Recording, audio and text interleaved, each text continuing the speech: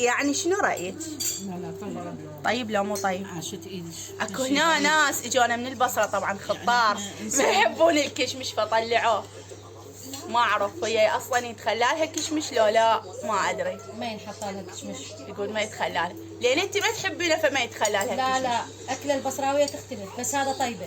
هاي طريقة ثانية. طريقة ثانية اي للمقشر. اي اكتشفتها. طيبة لو مو طيبة؟ طيبة عشتي بصراحة كلش طيبة خصوصا البهارات الحارة أنا أحبها. الحمد لله والشكر يا رب. رضت عني. اول ما شافتها قالت شنو هاي مو المقشد. قلت لها هاي على طريقتي. يلا الحمد لله طلعت طيبة. السلام عليكم ورحمة الله وبركاته. شلونكم خواتي وصديقاتي؟ يا رب الكل بخير وصحة وسلامة وأفضل حال. رجعنا بفيديو جديد، وقبل لا نبلش بالفيديو لا تنسون اللايك والتعليق الحلو لأن هو اللي يحفزني يخليني مستمرة وياكم بالقناة. وهسه خلونا نبلش بتفاصيل الفيديو.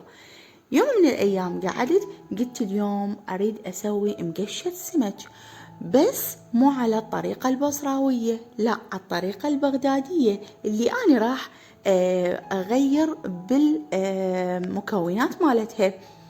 هي طبعا مثل ما شفتوا عندي نص سمكة خليتها مي وخليت لها كركم وخليتها على النار، وهنا أنا بزلت التمن ومن بعدها خليت باقة الكرفس ثرامتها كلش ناعم، وبصلايتين هم راح أثرمهم تقريبا يعني مو كلش ناعم، راح أسويهم على شكل مكعبات.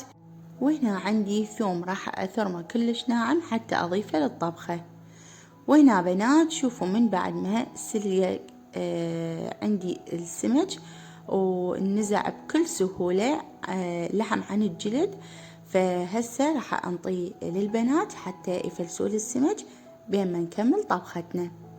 وهنا عندي كشمش، طبعا الكشمش أنا أعتبره هم اختياري لأن أكو ناس ما تحبه.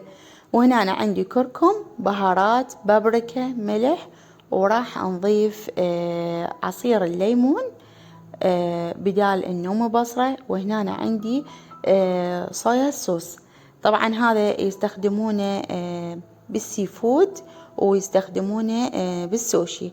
وهسه نروح للطباخ. هنا نضفنا البصل ومن بعدها باقة الكرفس راح نقلبها كل زين، ومن بعدها راح نضيف السمك، واهم شي انه نحمسه كل زين حتى تعطي هاي الطعم، يعني اللجعة تكون كلش طيبة. وهنا أنا راح أضيف التوابل اللي هي الكركم والبابريكا والبهارات، وإذا تحبون تضيفون عليها فلفل حار راح تعطي طعم كلش طيب. هنا أنا ضفت الليمون والصويا صوص وراح نقلبهم كلش زين، ومن بعدها راح نضيف لهم الكشمش.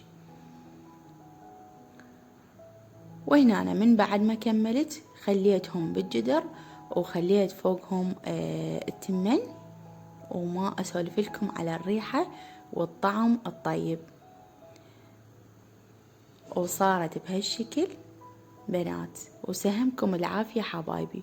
هو أكيد لما طبختها طبعا أول شي إجت ببالي والدتي، فقلت خلي اليوم بما أنه عطلة خلي نروح نتغدى يمهم. فكانت هنا الصدمة، تفاجأت إنه عمتي جاية طبعا من البصرة خطار لأهلي، فيعني عذرا عذرا أهل البصرة خربت الطريقة مالتكم بمقشة السمك، بس الصراحة كانت تجربة كلش حلوة، وإن شاء الله استمتعتوا وياي بهذا الفيديو. وأكيد آخر شي لازم شنو نشرب شاي. وهسه أقول لكم مع ألف سلامة، أتمنى لكم مشاهدة ممتعة. مع ألف سلامة، انتظروني بفيديو جديد.